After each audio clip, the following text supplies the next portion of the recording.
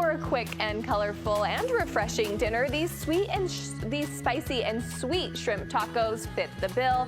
They're loaded up with one vibrant ingredient, mango pineapple salsa, and you'll wish every night was Taco Tuesday. Suzy Bunker is the one sharing this sweet and spicy shrimp tacos. Hi, Suzy. Hi. Thanks for coming. We always love when you come. You know why? Because your food is both good and it's usually good for us. How are you making shrimp tacos good for us? Please.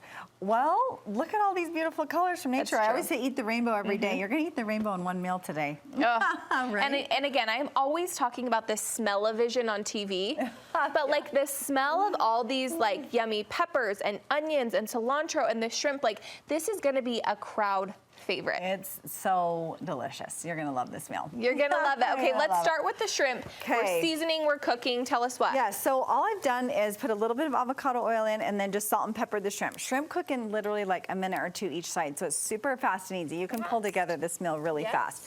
So, and then I'm going to take this. This is a mango habanero pepper jelly. This is where the spicy and sweet comes in. Just like a big spoonful. And I'm just going to, and it's pretty spicy. So I'm only doing one spoonful and I'm just going to stir that together with the shrimp just to hit it with a little bit of that sweet and spicy. So if somebody's not into a lot of spice, like this will make your nose run. So if you don't like spice, then I'd say do like a sweet pepper jelly, you know, like those yummy jalapeno ones that aren't super spicy, but then you'll still get that spicy sweet flavor. So you don't have to use mango habanero. For the kids. This one. Okay, so then you're going to turn to the little bit. Or you could just do it without. So just cook the shrimp, or you know, or if you have kids who won't eat shrimp, we have some who won't, and you can just do some sweet pork on these. So just make it into a sweet pork taco. Okay, I was telling Suzy, I have a shrimp allergy, and I love shrimp. Like before I had this shrimp allergy, I used to love it. So the smell of it, I'm like, my mouth is watering. But I'm gonna have to be a sweet pork gal. I'm gonna have to be. You can go for the sweet pork. All right. So once we have our shrimp done, are you gonna teach us about this cheese skirt? Yes, because as soon as I read that, it was instant mouth watering. I need to know how to make a cheese skirt. And it's so simple. So if you go to those fun places like Rock Taco and stuff, they have those cheese skirts, but nobody really does it at home unless you've been shown. But it's so easy. I teach my kids in the cooking class and they love it. You can even do this on like grilled cheese and stuff. So super simple. So I've just put a tiny bit of oil spray. I love this thing from Amazon because you don't have any fillers or propellants. You just pour in your avocado oil and spray it. Anyway, so I've just heated it up a little bit. So I just kind of toast those a tiny bit. And then you're just going to take a little pinch of cheese. Or a lot, depending on who you are. Or a lot, exactly. But if you do too much, then it's really hard for it to get really nice and crispy if it's too thick. Does that make sense? Yes. Okay, so you know, in this case, less is more. Yeah, I mean, it will just take a little bit longer, so you just want to, you know, hope for that. So you're just going to push that down on the cheese, and it literally just takes like 30 seconds to get there. So you want to make sure your pan's like medium to high heat, and you'll start to see like the little shards will start to get brown. Oh, I'm just seeing it. Cheese shards. Sure. I don't know. I was just agreeing with you. Whenever if you say something in the shreds of cheese are going to when you say something in the kitchen, I'm just like, sure, that sounds right to me. That sounds right.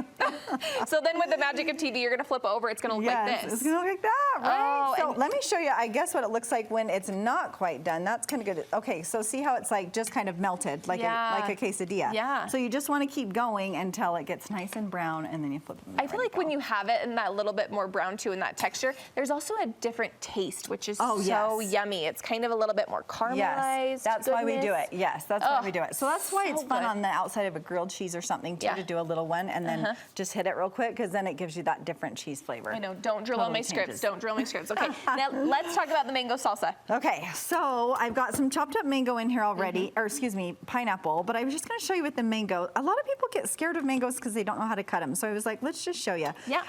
It's just a long, you know, there's a long skinny seed in the side. So you kind of go off to the side. Sorry, I got a little onion on there. And you just cut off both the sides, and then you just have these big 2 pieces that you can cut into.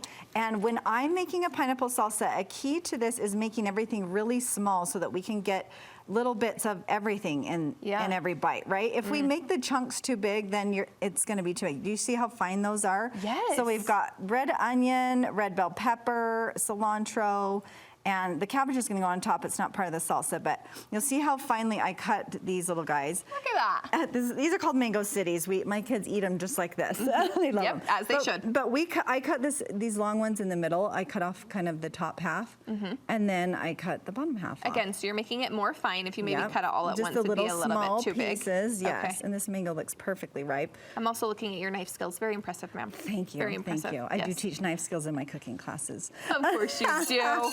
Of course. Okay, so we're gonna take all the rest of those ingredients, that cilantro and the green onion, and we're just gonna throw those all together. Once again, look at all the beautiful colors of the rainbow. Isn't it pretty? Mother Nature is just amazing, right? Oh, can I stir? Let's check out our stir. Yeah, stir it up. All right, I'm gonna stir. We're gonna check it. Okay, this we know how this electric stove works. Listen, electric it's really stove. slow. We got a little bit of color on that one. There, but normally it only takes like 30 seconds. So okay, so maybe we'll kick up the heat on the other one a little bit. Let's keep that going. Oh my gosh. Okay, so look at this. When you assemble. Let's assemble. Let's do it. What we're gonna do is just stick on some shrimp. It only takes about 3 or 4, and I like to buy wild shrimp. Don't get farm-raised shrimp. What? Yeah. Why? What's the Whenever difference? you buy fish, you always want to buy wild caught because of what they feed them in these farms, and they come from like India and places where they just don't have. They don't have the same regulations we do. So just get wild caught shrimp when you buy the shrimp. Wild caught, people. Yes. Now you know. Okay. And then so if you want to add some on? pickled onions, you can. You don't have to, but I always have these in my fridge, so I'm like, it just adds a fun layer. But that big but I sigh don't was want just people me. to. I don't want people to feel overwhelmed, like they have to do all that. No, all that big sigh was because it looks looks delicious. That was like. Oh, okay, really I wants it. still have to do my job here. Oh, Suzy, and the fresh lime. We forgot the lime, but that's fine. As you lime us, tell us where we can find more from you. So, Cook Healthy with Suzy on Instagram, and I am so excited to share that. So, I've had a cooking program for several years. Yeah. It's all virtual, and it's pretty pricey because there's coaching along with it and all these things. But now that everything's pre-recorded, I'm having a low monthly price of $29. People can access all the pre-recorded coaching calls and cooking classes and over 200 recipes. So it's the perfect place if you're looking for whole food, family-friendly recipes that just are yummy and delicious. So right? yummy, equally yummy and good for you. Where do we get that combo? So learntocookhealthy.com. That's where, or they can go to my Instagram, Cook Healthy with Suzy, and the link's there too. You're the best, Suzy. Thanks so much. You're welcome.